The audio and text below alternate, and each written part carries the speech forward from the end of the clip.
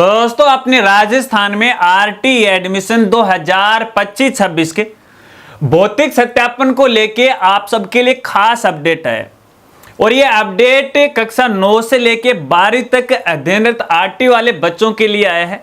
आपको पता है 9 से लेके 12 तक दो प्रकार की योजनाएं संचालित हैं। एक है VBKBB जो कि बालिकाओं के लिए है और दूसरी है बालकों के लिए यानी लड़कों के लिए। तो यहाँ पे स्कूल साथियों के सामने एक समस्या आ रही थी कि इन दोनों ही योजनाओं के जो बालक बालिकाएं हैं उनका नाम है PSP पोर्टल पे नहीं आ रहा था।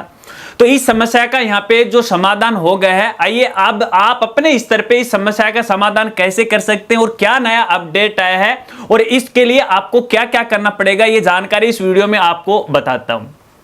नमस्कार साथियों, मैं हूं आपका अपना साथी राजगुरु। तो दोस्तों जैसा कि आप सभी को पता है कि अपने राजस्थान में सेशन 2025-26 के लिए आरटी वाले स्टूडेंट के सत्यापन के लिए भौतिक सत्यापन की प्रक्रिया शुरू हो चुकी है। हालांकि इस बारे में मैंने आपको पहले ही 2 वीडियो के माध्यम से वो जानकारी दी है कि एक स्कूल वालों को ये सत्यापन करवाने से पहले किन किन बातों को ध्यान में रखना है, क्या सावधानियां रखनी है, कौन कौन से दस्तावेज आपको तैयार रखने। अगर आपने अभी तक वो वीडियो नहीं देखा है तो देख लीजिएगा, लिंक आपको वीडियो के डिस्क्रिप्शन में मिल जाएगा। वीडियो आप सबके लिए काम की है, जरूरी है, इंपॉर्टेंट है। खैर कोई बात नहीं, ये वीडियो देखने के बाद वो वीडियो आप जरूर देख लेंगे। लेकिन यहाँ पे स्कूल साथियों के सामने एक बड़ी समस्या आई थी। जैसा कि दोस्तों आप सभी को पता है कि ये जो भौतिक सत्यापन होगा वो कक्षा 1 से लेकर 12वीं तक के बालक बालिकाओं का जो आरटी के तहत पढ़ाई करें। हालांकि आपकी जानकारी के लिए बताना चाहूंगा, देखिए जो आरटी का नियम लागू होता है वो कक्षा 1 से लेकर 8वीं तक ही लागू रहता है। बाकी 9 से 12वीं तक यहाँ पे एक सरकार की अलग योजना है वो शुरू हो जाती है। तो ऐसे में फिलहाल ये जो अपडेट आया है वो 9 से लेकर 12वीं तक के स्टूडेंट के लिए है, क्योंकि आपको पता है कि जो 2 योजनाएं जिसे शॉर्ट के अंदर VBKBB बोलते हैं, अगर पूरा नाम बोले तो बहुत बड़ा नाम है यहाँ पे, वीर बाला कालीबाई भील फीस पुनर्भरण योजना है। हालांकि इससे पहले यहाँ इंदिरा महिला सत्ता निधि के नाम से भी जाना जाता था। और लड़कों के लिए यहाँ पे मुख्यमंत्री बालक फीस पुनर्भरण योजना, इनका भी पैसा यहाँ पे है आरटी के तहत है, अभिभावक को मिलने वाला है। लेकिन ये जो आरटी का भौतिक सत्यापन होगा 1 से 8 तक, इनके साथ साथ 9 से 12 वाले बालक बालिकाओं को भी यहाँ पे भौतिक सत्यापन होने वाला है। केवल भौतिक सत्यापन होगा, दस्तावेज की किसी प्रकार की कोई आवश्यकता नहीं होगी। लेकिन ये भौतिक सत्यापन तभी होगा जब भौतिक सत्यापन के लिए जो हमारा निरीक्षण प्रतिवेदन जो अपन PSP पोर्टल से डाउनलोड करेंगे उसके अंदर इन बालक बालिकाओं का नाम आएगा, तभी इन बालक बालिकाओं की जो फीस पुनर्भरण है वो की जाएगी। अगर उनका नाम नहीं आया है तो ये वंचित रह जाएंगे। तो ऐसे में हमारे कई स्कूल साथियों के सामने बड़ी समस्या आ रही थी कि ऐसे बालक बालिकाएं जो पहले 1 से लेकर 8वीं तक आरटी के तहत पढ़ाई कर रहे थे, 8वीं पास कर लिए, वो 9th में चले गए या 10th या 11th या 12th में चले गए।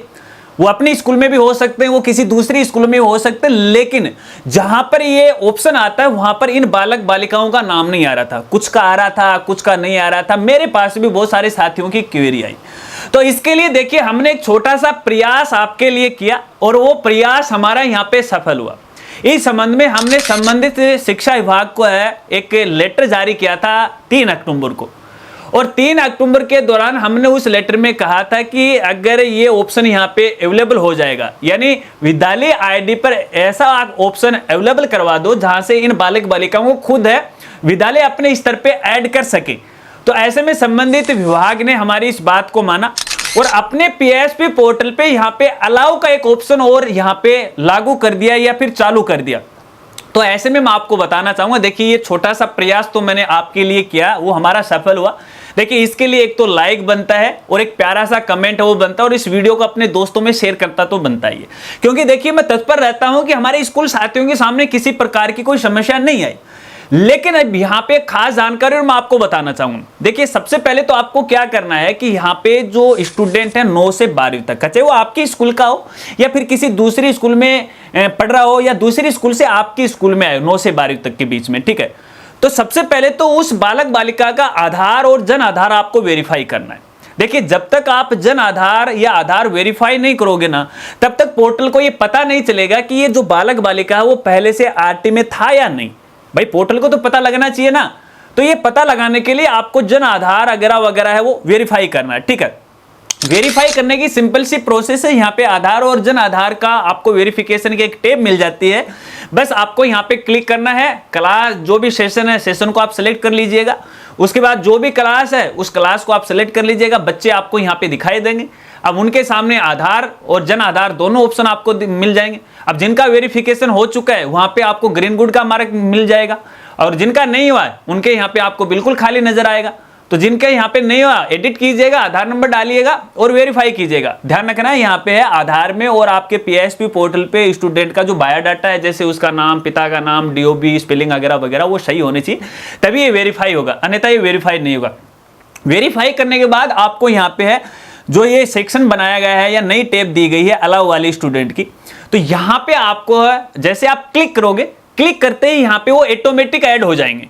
हाँ, ये हो सकता है कि आज आपने उसका आधार या जन आधार वेरीफाई किया हो, तो देखिए इसमें कई बार 24 घंटे का समय वो लग जाता है, तो आप 24 या 48 घंटे का वेट कर लीजिएगा। उसके बाद आप अलाउ कीजिएगा तो ऑटोमेटिक आपको नाम यहाँ पे दिखाई देने लग जाएंगे।